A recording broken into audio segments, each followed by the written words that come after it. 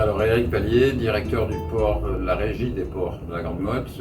Après avoir passé une vingtaine d'années en tant que maître de port, ça fait plus de 10 ans que j'assure la direction de ce bassin portuaire.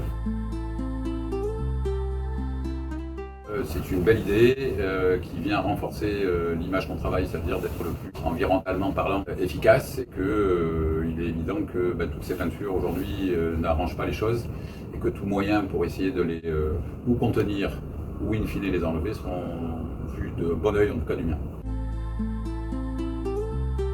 C'est d'abord un peu de crainte sur certaines prestations qu'on fait, mais le Zendoc n'enlève pas le fait qu'à un moment ou à un autre un bateau doit être sorti. Il est malheureusement pas assez sorti avec Zendoc ou sans Zendoc, donc il n'y a pas de grande inquiétude à ce sujet. Par contre, si c'est efficace et ça l'est, ça vient encore une fois enlever des sédiments, tous ces métaux et métaux lourds parfois qui plombent les fonds de bassins portuaires.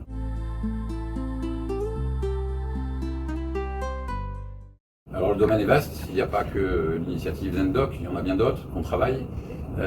Effectivement, elle contribue à venir, en tout cas, essayer de freiner des impacts sur notre environnement qui nous est cher.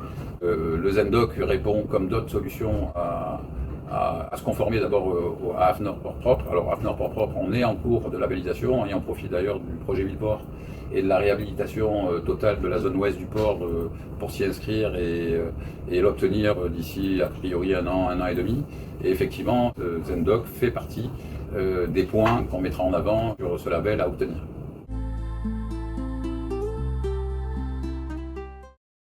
Alors effectivement, avec les boudins latéraux, on peut imaginer qu'effectivement le fait que ça guide le bateau à l'arrivée, ça empêche de venir taper les uns sur les autres. Qu'est-ce que je leur dirais? Je leur dirais de faire en leur conscience. La mienne, et que je pense que c'est un produit qui contribue beaucoup au respect de nos bassins, de notre environnement. Après, ça ne veut pas dire que du jour au lendemain, il va y en avoir 2000 comme on a 2000 bateaux. Par contre, on voit naître des clients qui se rapprochent de nous et qui en achètent quand c'est bien géré, bien compris et surtout bien installé.